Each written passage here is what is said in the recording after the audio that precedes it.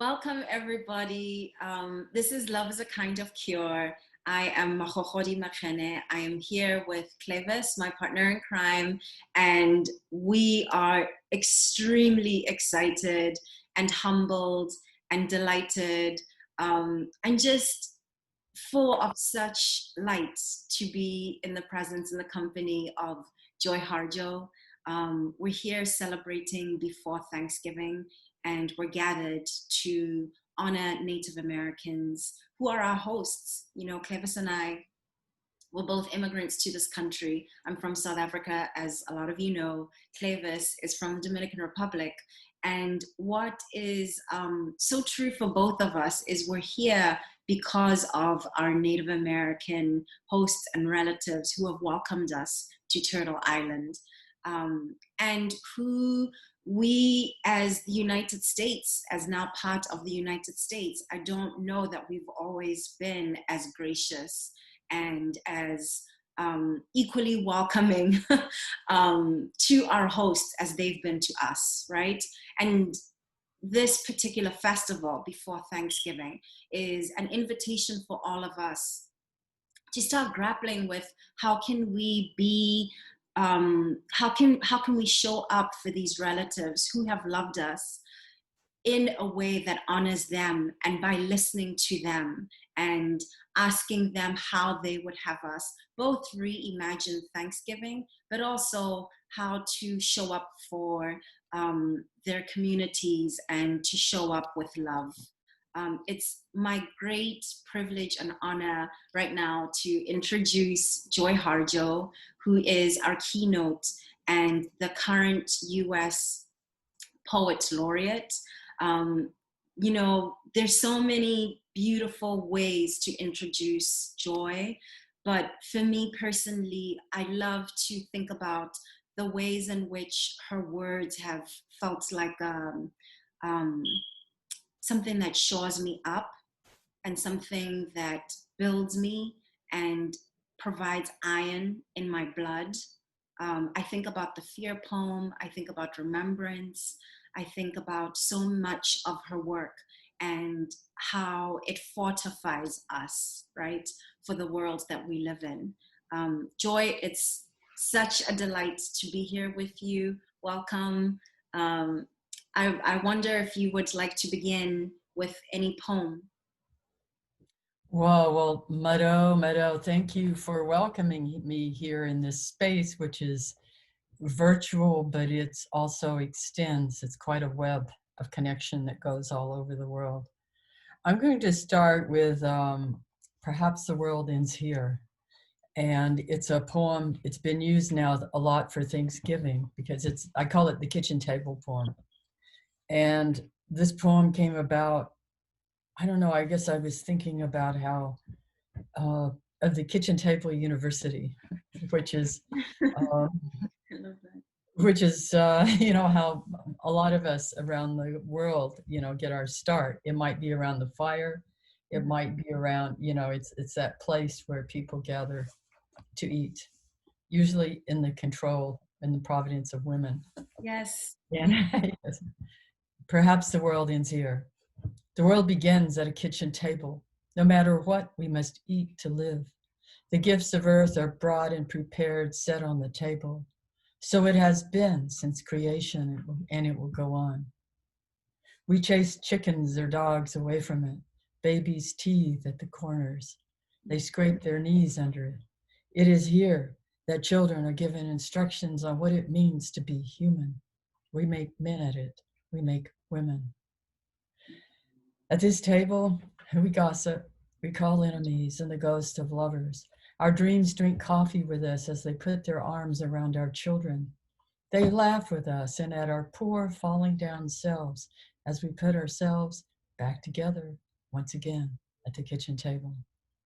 This table has been a house in the rain, an umbrella in the sun. Wars have begun and ended at this table. It is a place to hide in the shadow of terror, a place to celebrate the terrible victory. We have given birth on this table and have prepared our parents for burial here. At this table, we sing with joy, with sorrow. We pray of suffering and remorse. We give thanks. Perhaps the world will end at the kitchen table while we are laughing and crying, eating of the last sweet bite.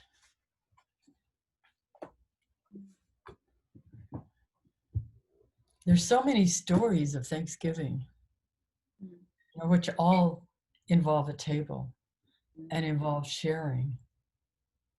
And I was thinking too, I was tracking down and revisiting some of these stories, but I was also thinking about how with our Muskogee people, and I think with people all over the world, we have harvest, anyone who is close to the earth.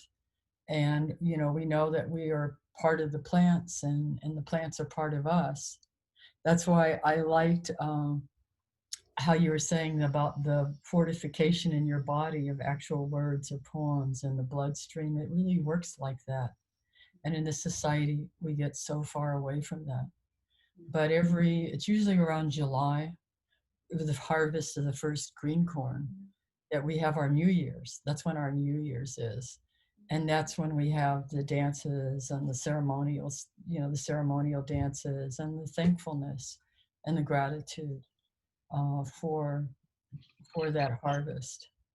Which also involves thanking the rain, the sun, all of the elements, everything, and honoring our labor, all that goes in to ensuring a good harvest. And of course, you can think of harvest in many ways. I mean, there's the plants, of course, that make our food and clothing and so on. But, we're always harvesting what we have sown. Say more. So I was, this is we what might I not have any questions. We'll just the whole time and listen to you speak.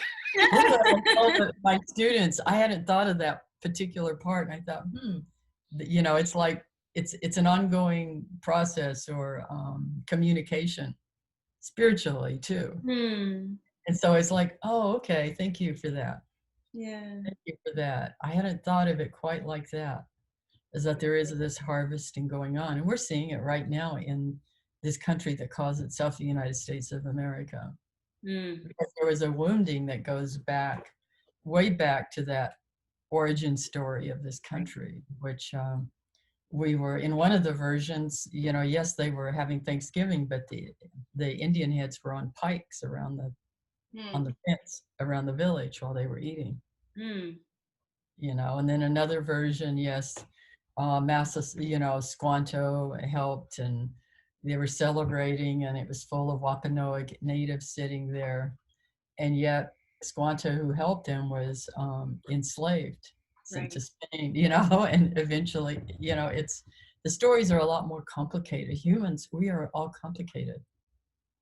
Yeah. Well, so much of that complication, I think, stems from this kind of denial of the humanity. And, we've heard you speak at length about how much pain and cruelty could be averted if people just sat down and listened to each other, if people just shared meals and music and, created a space to share. That's so critical.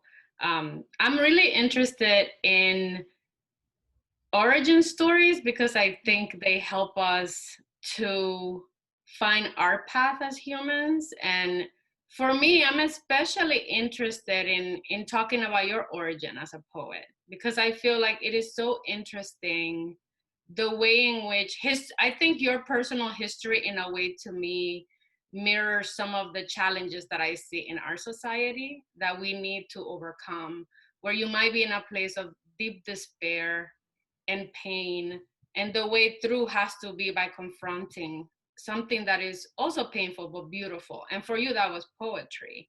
The way that poetry came into your life was during a time when you were going through some difficulties. And there was a reckoning too that I feel when we talk about Thanksgiving and what has happened in this country, a reckoning that I think hasn't happened yet. No, it's there, but it has not. It Or has not. we would not be in the situation that we've been in the Right. last 4 years. And so I'm just really interested in starting from a personal place in your personal origin story as an artist, and that reckoning that you had to confront and how you embraced becoming a poet. I mean, the poetry that already lived inside of you and your body. I've been thinking a lot about that. I just finished a memoir in this pandemic called Poet Warrior, A Call for Love and Justice. My editor came up with that title, but it fits. I was just going to call it For Justice, for Love, and that's what I thought, well, that makes a better title. And but it's like going back and thinking about all of this and realizing in the middle of it all that it's kind of a mysterious thing, this being a poet.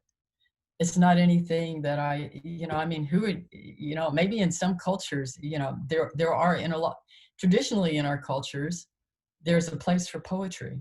Right. All over the world. I've gotten to travel all over the world. Every place, almost except the US, there's a place for poetry. It's like rock songs or whatever. I mean, it has a place. Yes. But growing up, there was no poets in the neighborhood, or even our engagement with language had been severely crippled. Even by, you think about all these other means, storytelling devices, televisions had just kind of come in. And that became a major storytelling device that started in a way crippling our other story, means of storytelling, our own stories. They became supplanted by other stories. It also brought other, cool things in. But so now where was I going with this? I was going somewhere. Well, where you began, your origin story in your memoir. Right. And so, but I realized because there are no poet, how did I come upon this? Except that I learned, I went to at Indian school. Everybody, I realized while I was writing the memoir, everybody was within a generation of oral culture. And so everybody loved poetry. We'd send poems across, in notes. I was a major note sender, in class, as a kid. And we would write poems because it was a natural thing. But in the culture, I never saw Native poets in our books. There were no Native poets. And for me, the origin story, I mean, it certainly goes way back in my family. I've discovered, in both sides, was discovering Native poets, being part of the Native rights movement, and hearing poets who engaged in that, like the Yakima poet Simon Ortiz, or Leslie Silko, who I knew as a poet before I knew her as a fiction writer. And I came upon those poets. And I started writing. I was an art major at University of New Mexico, and I was watching and listening to what was happening, even as I was raising a son, and then I had a daughter, and for the most part, I took care of them myself. And then in this, national awakening of, like, even when the term multicultural coming up, multicultural poetry, and then being involved in those gatherings in which we all got to know each other. But I also, in that origin story, but when I was writing the memoir, I thought it's still mysterious. Why poetry and why me? I did not pick that. I didn't say that I was going to be a poet. I didn't pick it. That's the mystery. It's like, I realized I did not, it was,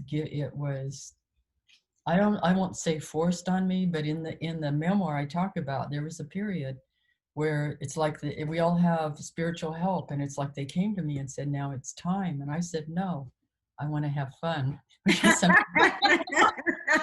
I've learned you do not say that, because then you will go through hell.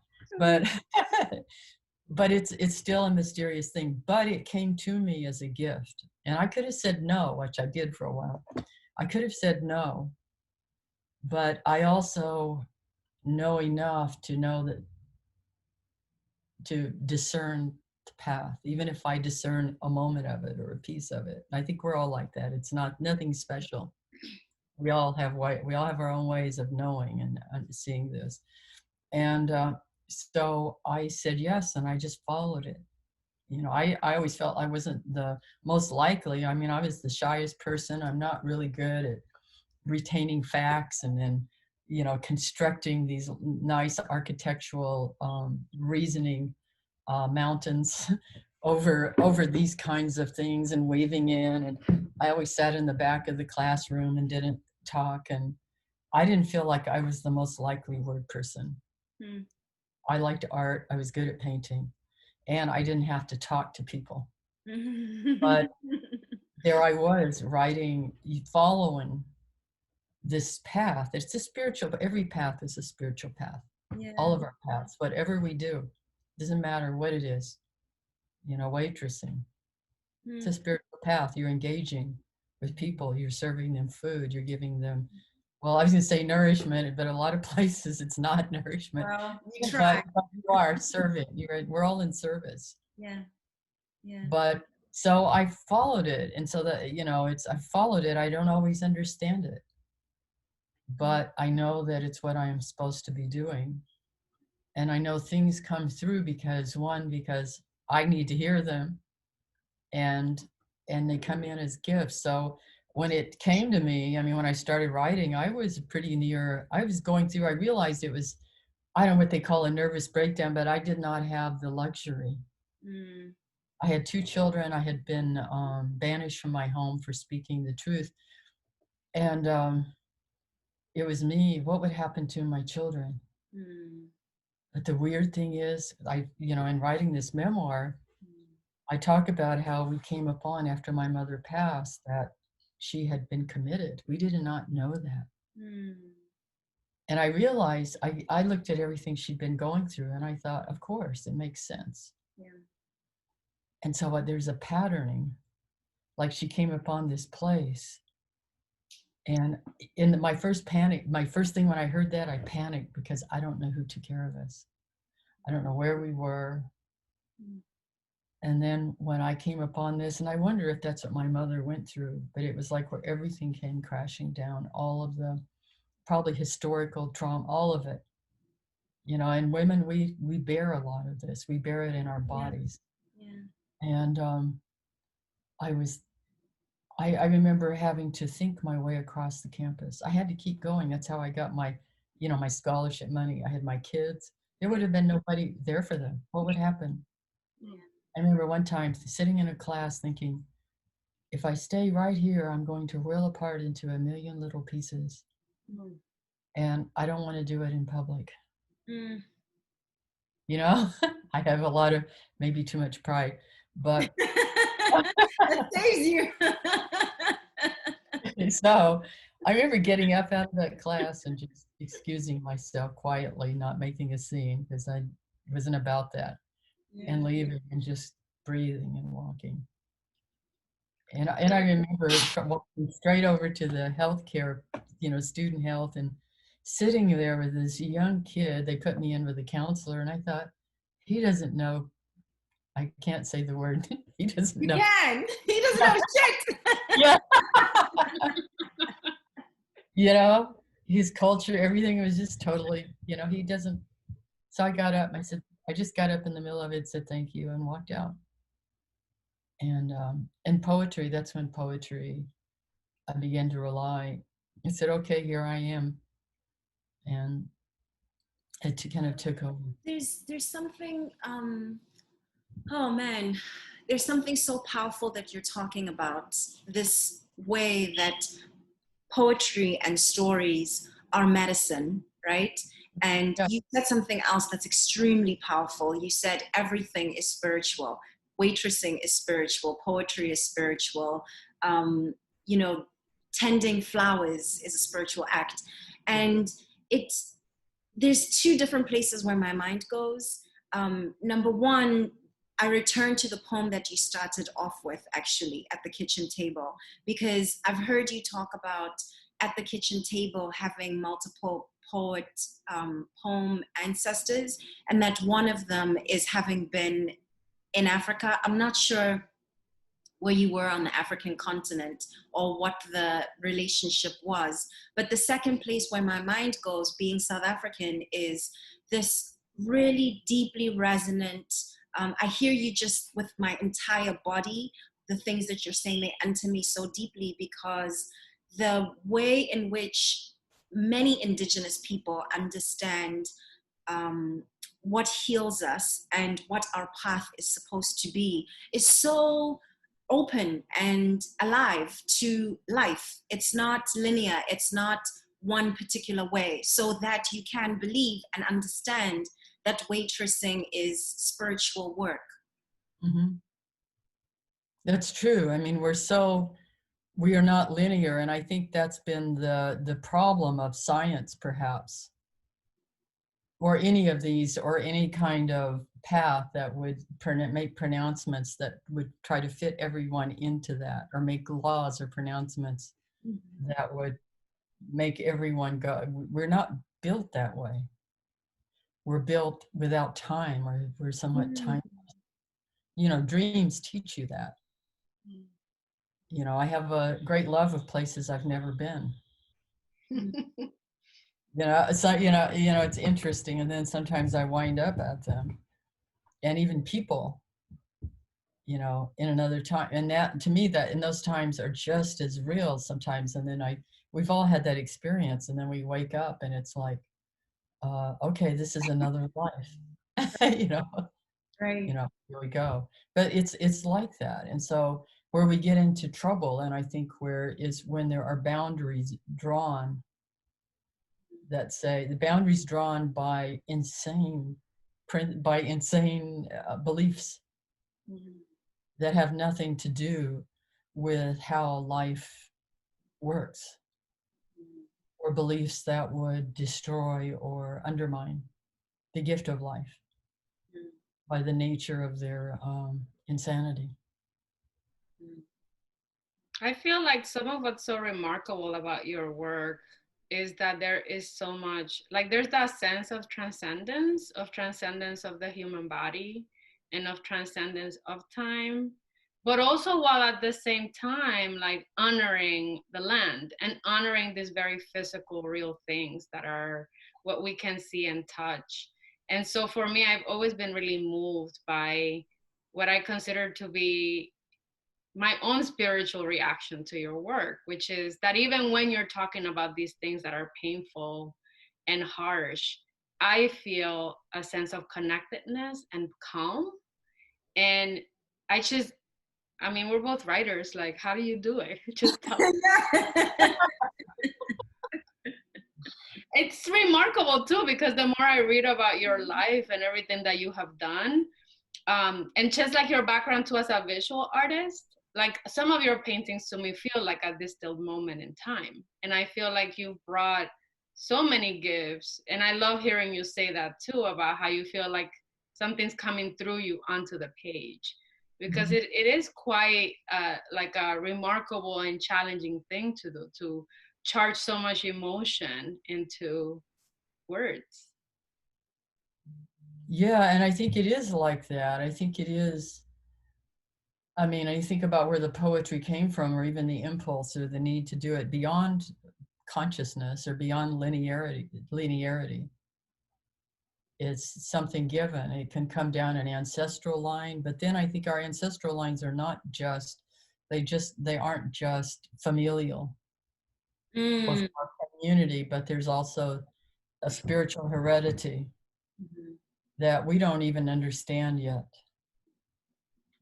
The few people do, or it comes through. And I think that's what my poetry has taught me.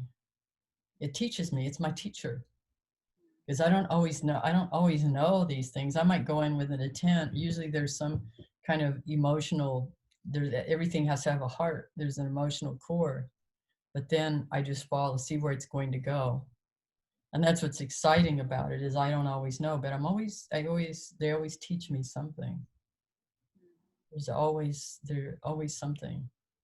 But that impulse too, which I think is challenging for people who don't embrace this line of thinking, to understand that, right? Like there's a way in which you have to let go to learn the lesson, which is connection to other people and other things. Like there's something so profound to be found. And so when we talk about, when I heard you reading that poem too, I was struck by that.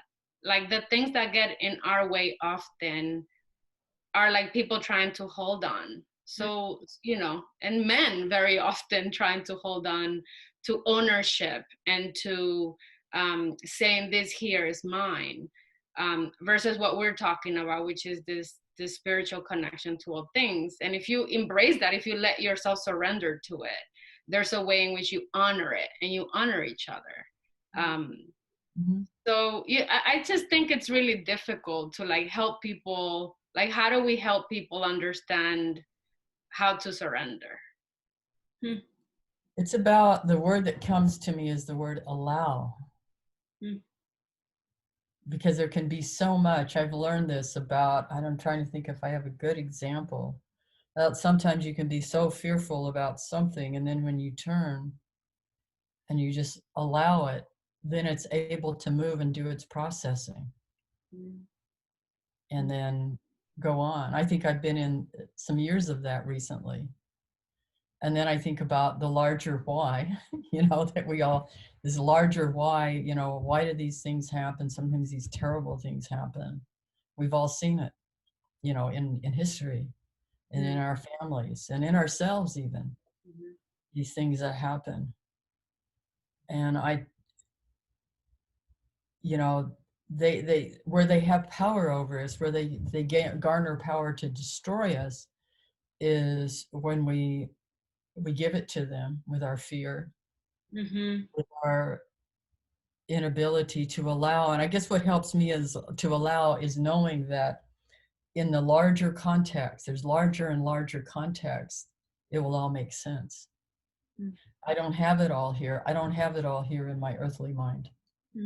Sometimes I have moments of it. It comes through poetry or art or music, but there's a larger part of the story that, you know, there's a larger story that we cannot, that's where my dreams teach me.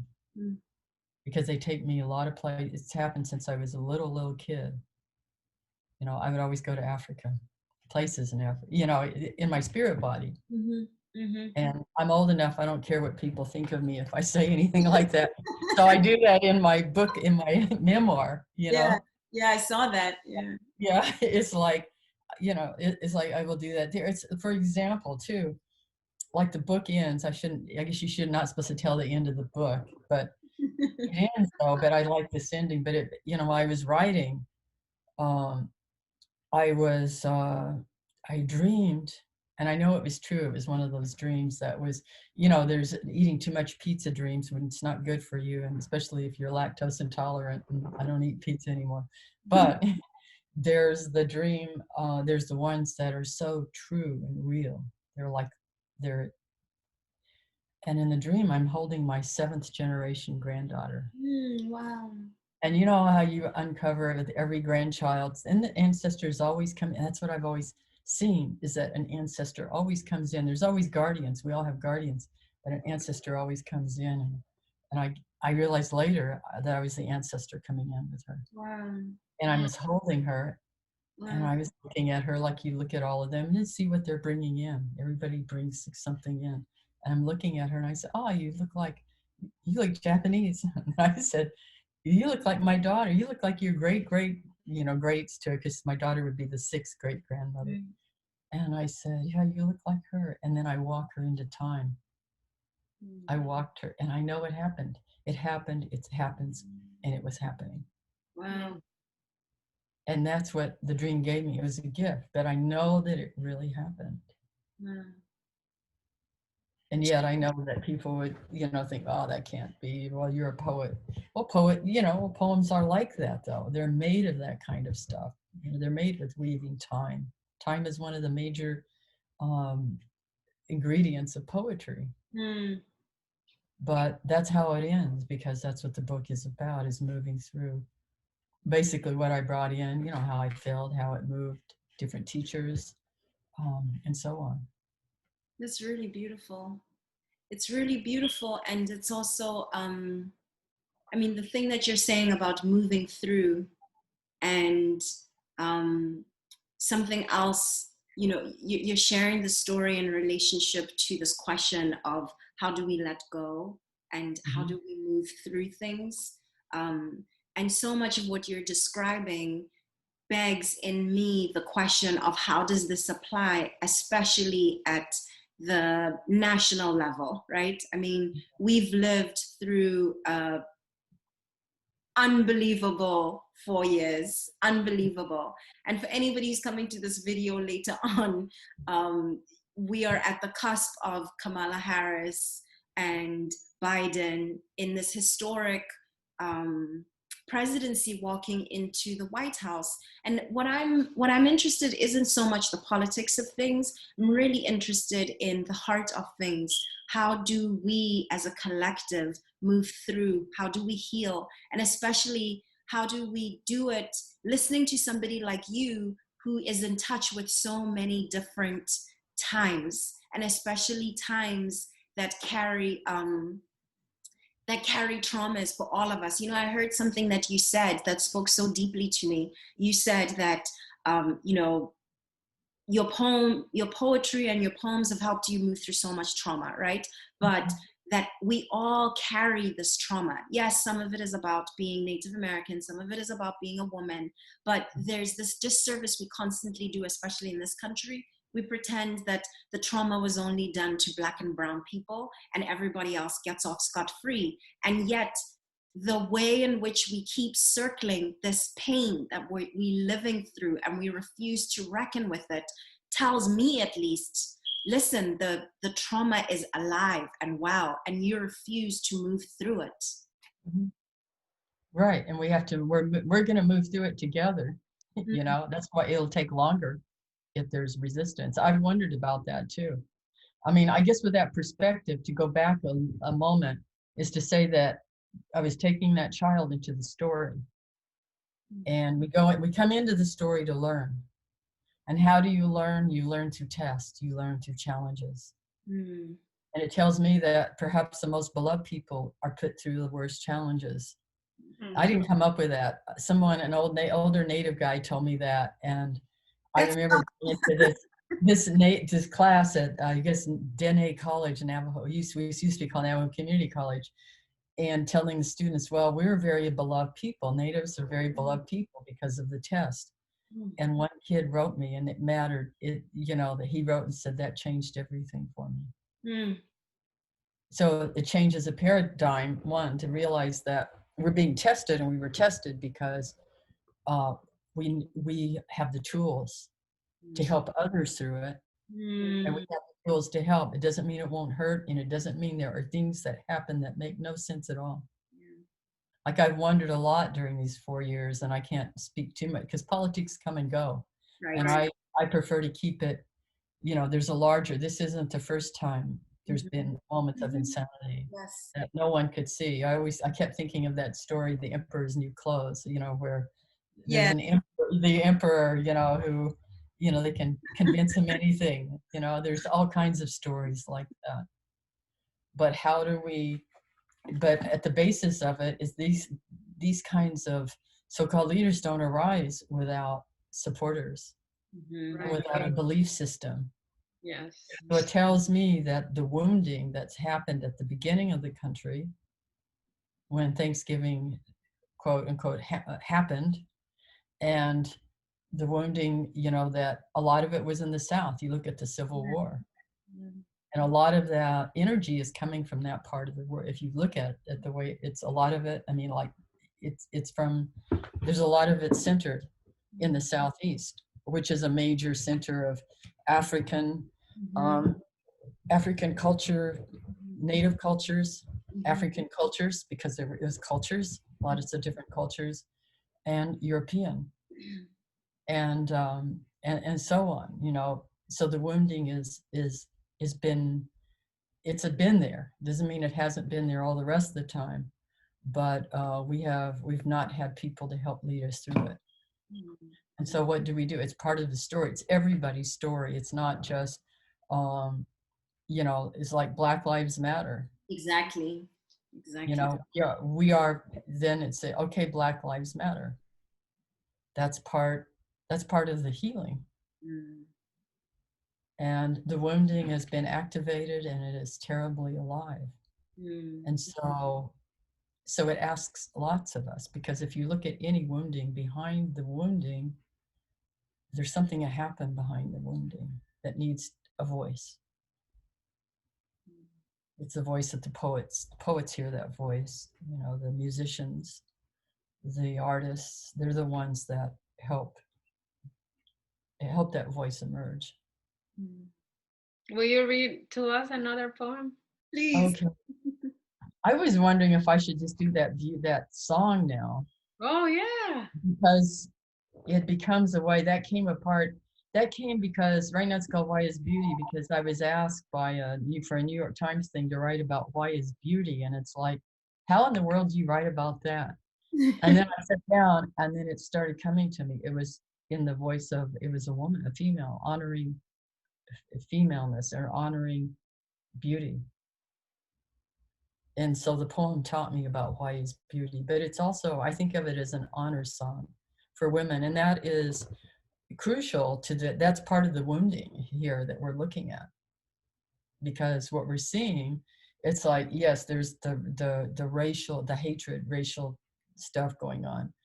There's the climate change, the earth, the dishonoring of the earth, dishonoring of women, dishonoring of really what is female power and what is true male power. And so this poem, I wrote this poem and this song, and I worked with Barrett Martin. He and I do all the parts. I do the saxophone, the voices, singing, and then Lizette Garcia helped me on the singing. So I will play this. This is, everyone keep in mind, it's not mixed yet. It will be. The album will be out in, it will be out in March 5th is the release date. I won't try to lip sync.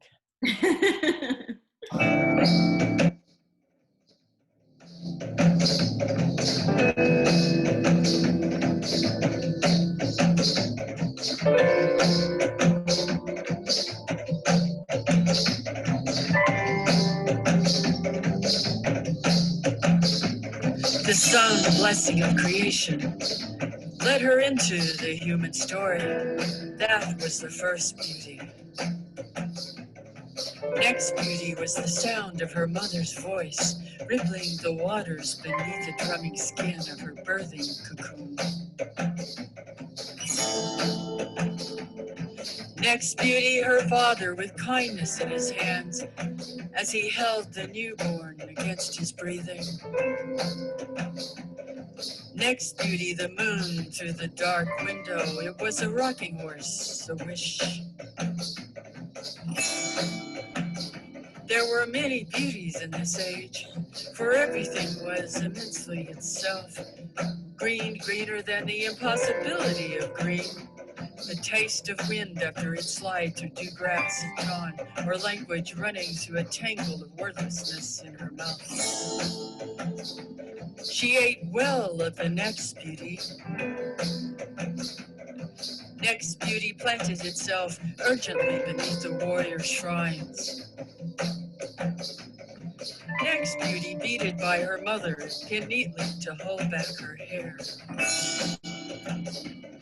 Then how tendrils of fire longing grew into her. Beautiful the flower between her legs as she became herself. Do not forget this beauty, she was told.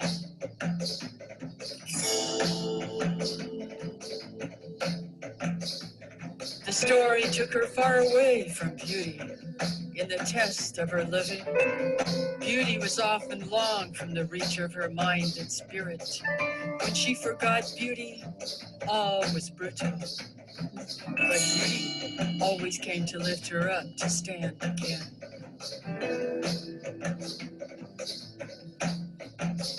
When it was beautiful all around and within, she knew herself to be cornplant, moon, and sunrise. Death is beautiful, she sang, as she left the story behind her. Even her bones said time, were tuned to beauty.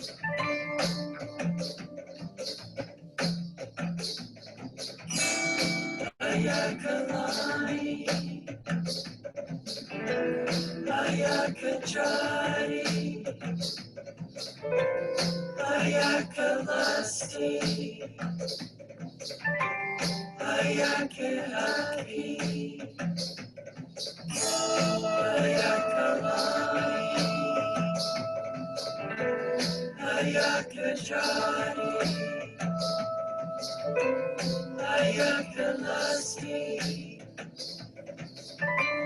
Ayakahaki, Ayakalani, Ayakajari, Ayakalasti, Ayakahaki, Ayakalani, Ayakajari, Ayakalasti, Ayakahaki, Ayakalani,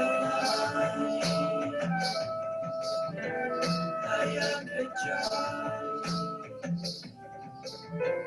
Ayakalasti, Ayakahaki.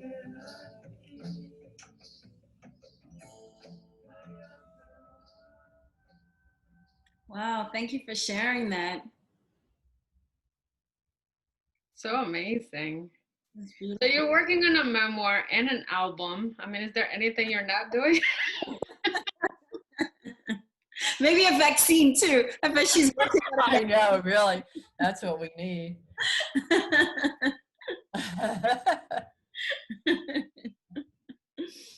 Oh, that's good.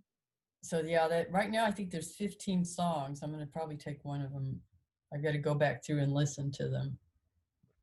And yeah. So one of the things that we are engaged in during the week of before Thanksgiving is to think of rituals and to think of ways in which like everyday people can activate toward a kinder world. And whether that be work that we do internally, I mean, a lot of what we're talking about today is the internal work that we have to do to allow ourselves to transcend our situations. But I wonder what your thoughts are about what are some of the things that non-Native people can do to honor Native Americans in this country.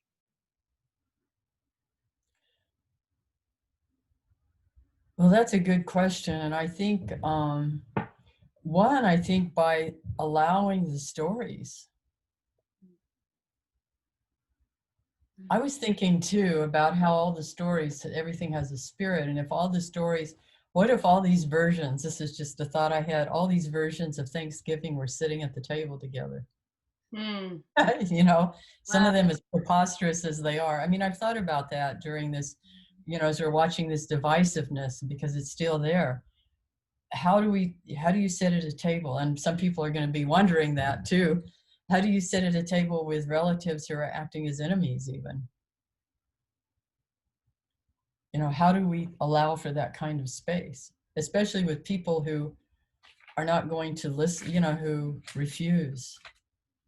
Well, and to me, like one of the most important things that we have to combat is that the way that we are being indoctrinated in this country to solve problems is through silence, is through not engaging with each other in conversation, is through not listening at all, because, you know, this idea that it's too explosive to even have the conversation.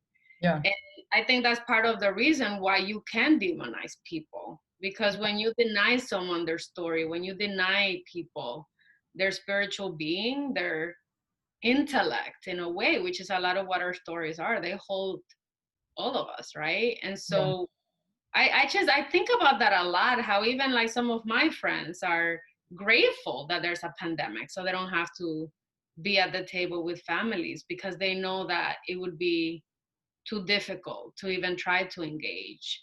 And so this idea of like actually, I think it's just very difficult, you know? We all might want to engage in listening and talking and sharing these stories, but you know, there's a way in which I think we haven't really been taught how to do that. Right. And how I know I'm not the only, you know, we're all thinking about that, about how do we get to, I mean, that's, I think that's the big question that's come out of this. It's like, how do we, I don't even want to use the word bridge. It's kind of been overused, but I mean, how do you make links, or how do you move?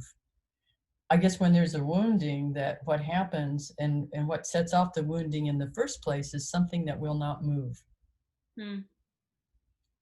I'm thinking about that with my back at this moment, you know, with something that is kind of gets stuck in the energy field. And so what do you do for health? You know, good biosystem, a healthy biosystem, even a healthy mind system, you know, a healthy heart system. You know, there's heart blockages. That's what happens. You get heart because there's a blockage.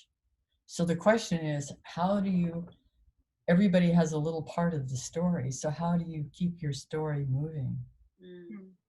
So it might have to do too, I'm just thinking aloud, is what you were saying, is that it has to do with moving our thoughts, you know, our way with opposition. One, to listen. And I said I've been trying to do is to listen to some of the stories. Instead of getting irritated right away.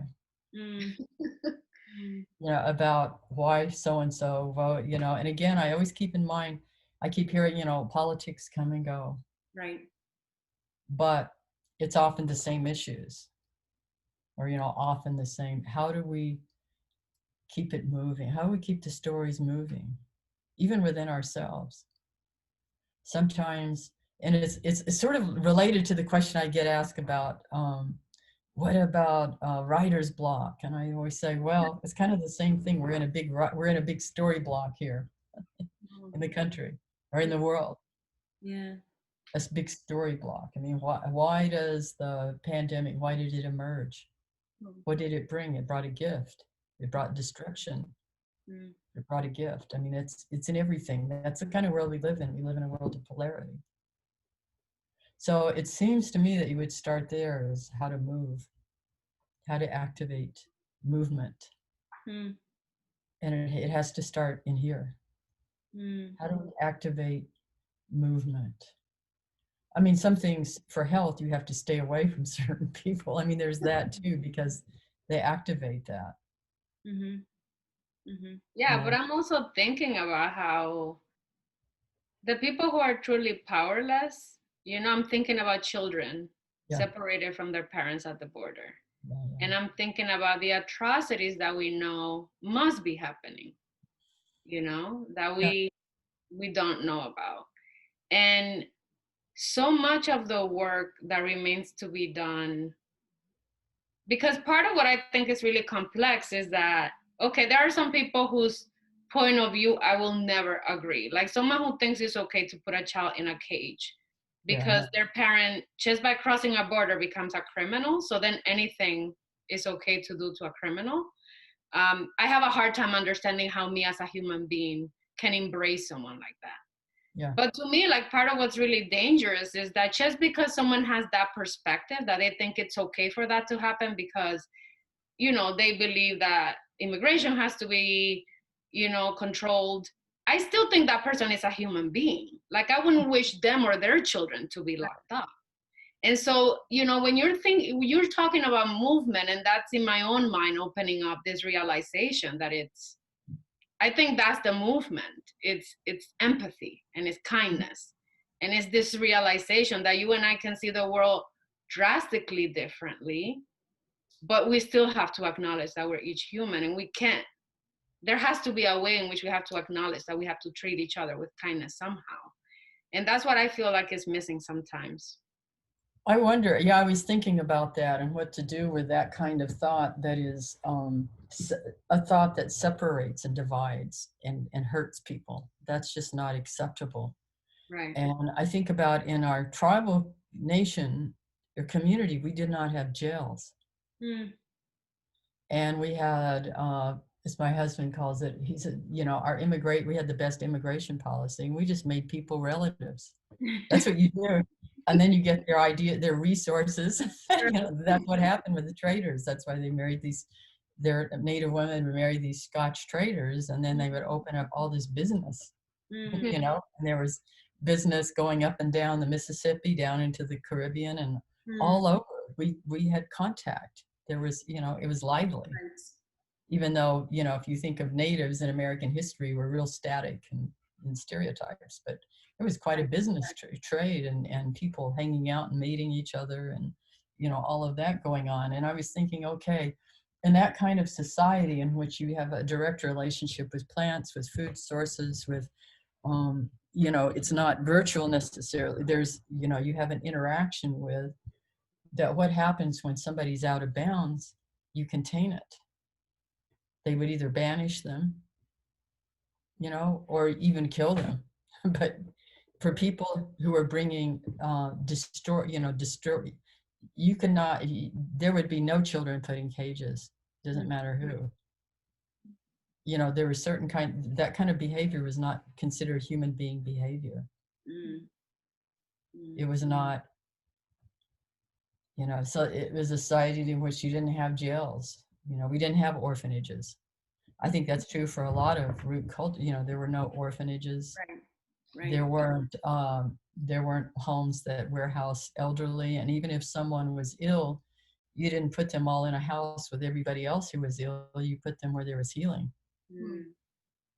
You know, One of the things, Joy, hearing you describe some of the ways that we can learn from historic Native American culture puts to mind what we can learn from Native American culture today. I'm thinking about the fires that just recently happened in California and how suddenly scientists and all the people who work on fires are waking up to, wait a minute, right in our backyards, there are people who know today how to manage resources in a way that's completely revolutionary to us, right?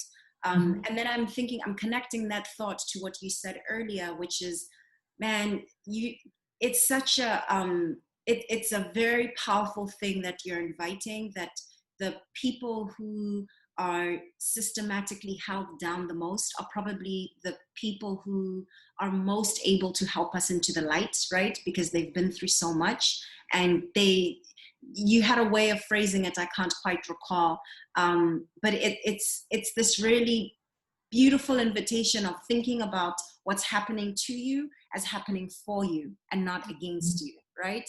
And I'm thinking about all this stuff we're living through right now and how we can turn to our current Native American neighbors and the things that we can learn right now about moving forward into this next, whatever this next phase brings. Yeah, and it's too is seeing people as human beings. And I remember when I first started writing poetry, and I was painting too. And what came to me is that when I get to the end of my life, I would like to see natives as human beings. Mm. It's that, you know, and that goes back historically, where in order for this takeover to happen was to demonize us. Yes. You know, which is what I said it. I'm not going to read this whole poem because that's not the direction we're going, but it has its roots at the beginning of this whole American story, is that you know, when this Pequot village, the women and children left behind were set afire. I do not want to know this, but my gut knows the language of bloodshed. Over 600 were killed to establish a home for God's people, crowed the Puritan leaders in their Sunday sermons, and then history was gone in a betrayal of smoke. Every poem is an effort at ceremony. So to take it there,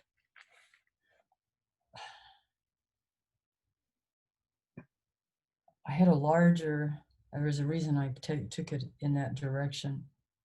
But I guess what I try to think of is that there's a larger story, is to hook into the larger story and realize, okay, what do we do when, one, we're all sitting at the table and his story comes up. What do we do? So what happens? We can put it somewhere, but the story gets rowdy. We can put it over here, but the story's like, wait a minute, I want to be heard. And even these, people who we feel like morally morally they cannot stand on what they've done morally or ethically. But there's a story about how they got there, and the incredible story will be how they moved out of that, how they moved through it. Right. And I think of them, like some of these people, I think of them as children. Because if they knew better, they would do better. And maybe that's being too simplistic, because some people, we've all done that. We've all known better. And we've done things anyway because we wanted something, or we convinced ourselves we had to have something. We've all done this. Right. What I think about as you're speaking too is how often we surround ourselves with people who will just echo back the story we want to hear. And how, like, even just a small step is just listening to somebody else's story, even if they're not physically in your neighborhood. I mean, I know a lot of people I've met. How many people have Mahojodi and I met who tell us we're like the first South African or the first Dominican? Where's your accent from? You look so strange. I didn't know Latinos were Black. I mean, yep. And so I just wonder sometimes if part of what you're talking about in creating space around this table is just something as simple as inviting the story of someone you don't know and someone who doesn't look like you, and just listening to the story. I mean, I think we had a conversation with Nikki Giovanni because we were celebrating the 50th anniversary of Toni Morrison's Blue as I. And one of the things she said, which I love, was, just like, kind of like our job is just to stay alive, enjoy life. It's pretty good, Yeah. Thinking about that, I mean, it's this thought that, like, each of us is here to live and enjoy life, Yeah. And so if we just honor that, each of us is here and each of us deserves to be here, like how profound that sounds in a way. So I love what you're saying too about just making room at the table, because I think that's one of the simplest things we could do that we seem not to be able to do. And saying hello. Acknowledgement. Acknowledge that you're here, instead of, I don't know if you saw that CNN exit poll. It went all over Indian country, what we call Indian country. There was a CNN exit poll, national television, and it said, whites. So it's 60-something%, and how many were voting. The next one was blacks, some percentage. Next was Latino percentage. Next was something else. And then Asians. So immediately all this stuff went around, we're something else. Yes, we're something else, all right. I mean, my goodness, you think about that too. There's something really interesting there, and it's both those. I'm glad that this is something that people can laugh about. But one of the things I was very attuned to in the summer, and this eruption of Black Lives Matter, which is extremely important, right? This conversation around how do we dismantle white supremacy needs to happen, but it just taking one step back, I thought to myself, well, how come we don't invite a more complex understanding of how white supremacy has permeated our culture and our lands? Why is there not enough conversation about Native Americans as part of that conversation? I mean, it tends to be, I think, the idea of reckoning in America tends to very much be black and white. And, exactly. And there's this, like around Thanksgiving, people will be like, oh yeah, something happened in 1620, but hey, they're all gone, so we can move on, Yeah, there's something else. And that's the story. I mean, that's become the American story, is this disappearance. Yeah. Disappearance because we don't fit into the story. Because then what happens to the story of America? But then if you start dismantling the story, you see that democracy, the idea of democracy, and the kind of government we have comes directly from indigenous nations who these European settlers were impressed by their gifts of elocution and speaking and poetry and ideas of management, even management of resources and human management. And there you are. Instead, we've been reduced to these thin stereotypes, and that happens to all of us. Even to I've been thinking a lot about this, especially because of where I live, and and trying to have empathy. And I think, well, a lot of these people are terrified. They've become the terrorists because they're afraid. They're afraid that when we say Black Lives Matter or our lives matter, that it means that they don't. They're taking it as that they don't. Right. And how do we, and then I always say too, there would be no story without these challenges. We're not going to read a story, we don't go to stories where everybody's happy and everything's perfect. You don't have a story. We don't have a story then. I feel like humanity has been a really interesting plot-driven story. It might be nice to be like lyrical and just pretty and peaceful. Yes. Yeah, we need that too. We need the balance. We need that balance. We do come in. We were, given set things. If you look at all our lives, there are set things that we have to battle with. Internally, people may not see it, but we know, and we deal with it within our families. I mean, that's where the biggest battleground is. The biggest battleground is within ourselves. Yes. And then our families, because people don't always agree. And then our communities, people don't always. Audre Lorde was a great one for that, for honing in on those battles. She was great for that, even in her own community and what we deal with, the intimate battles within our people. And then you have this national thing. I don't think people were ever meant to be under organizations that big. You just can't. They're difficult to manage. It's better with smaller communities in some way. But then the larger, everything. Anyway, the story. We have so many levels of story that we're negotiating. And so even just to be able to sit at a table with people, I have someone who I went to her B&B.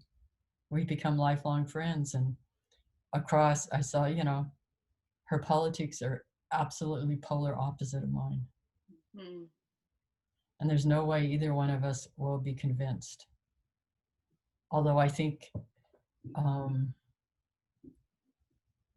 mine is a little more pliable or open, is my perception. Right. But I care for her. She's very different culture person, but there's a connection. And I have to start there. I don't know. I don't have all the answers. I don't have an answer. I can't say, okay, we're going to end here and I have an answer to tie it all up, except that I guess what I've come to in these last months of pandemic, of unrest, of insanity, at the head of the table is that one, we came here compelled to be challenged and to make change. Two, everything is always changing. Three, love is the most powerful force. It is compassion, love, and gratitude combined with compassion. That is very powerful. And I always remember when Emoto, what is his first name? Emoto came out with those images of frozen molecules of water that were, in the vibration and resonance of love and gratitude together were the most powerful. And then he showed what hate did, or telling this water that you hated, and what that vibration looked like, and how ugly it distorted. It was a distortion. But love and gratitude made the most beautiful. You can look up his crystals, but and then you can do it. There's another one. I forget the kind of plate you can use and put sand on it, and you put in different sound vibrations, and it makes, there's patterning that goes on with vibrations. So I've been thinking a lot about that. Certainly words and what goes into them. It's not just the word itself, because a certain person or input into that word shifts it. It's sort of like a recipe. We can all have the same recipe, but what we make might come out totally different, even using the same ingredients, because it's not just that. It has to do with what we spiritually imbue it and feed it with. And maybe we sing to it, and that helps it. So maybe we can sing to this moment in history, sing the path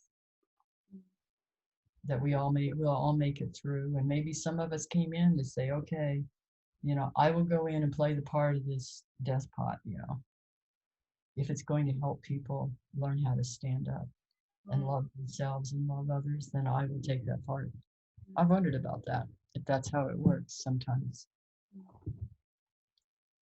So maybe I should read the poem Remember. Yeah, that would be a beautiful thing to do. Yeah. As a place to end. We are so grateful for your time and your grace and your words and your wisdom. Thank you. Thank you. I've really enjoyed being here with you. And I was thinking, this is so early, this is so early. How am I going to get ready? I feel this, scattered, and I had to go sit over there, and I've really enjoyed being here, because your presence, your beautiful presences, and it's been so evocative. It's like we're all working here together on thinking about these questions, and all motivated by a love and gratitude for this life, for the gift of this life. Remember the sky. Remember the sky you were born under. Know each of the stars' stories. Remember the moon. Know who she is. Remember the sun's birth at dawn. That is the strongest point of time. Remember sundown and the giving away tonight. Remember your birth, how your mother struggled to give you form and breath. Remember your father. He is your life also. Remember the earth whose skin you are. Red earth, black earth, yellow earth, white earth, brown earth, we are earth. Remember the plants, trees, animal life who all have their tribes, their families, their histories too. Talk to them, listen to them. They are alive poems. Remember the wind, remember her voice. She knows the origin of this universe. Remember that you are all people and all people are you. Remember that you are this universe and this universe is you. Remember that all is in motion, is growing, is you. Remember, remember. That is absolutely beautiful. Thank you so much, Joy. Thank you, everybody, for joining us tonight. This was such a rich and necessary experience, and a lesson in how to remember and how to listen. We hope you will keep with us, that you will return on Saturday when we have the rest of Before Thanksgiving Festival. We've got a gorgeous and delicious lineup around food sovereignty and Native American people on Saturday. And on Sunday, we're really excited to be joined by Tommy Orange in the morning. We're going to be talking about grounded gratitude and how do we practice the best of what Thanksgiving should be about, that beautiful marriage of love and gratitude, that muscular thing that Joy has just invited us to. Thank you again for being with us. Wow, what a just fireworks show. I'm gonna float away, Joy. I just want you to know. I'm gonna float away today. Okay, thank you. Thank you so much.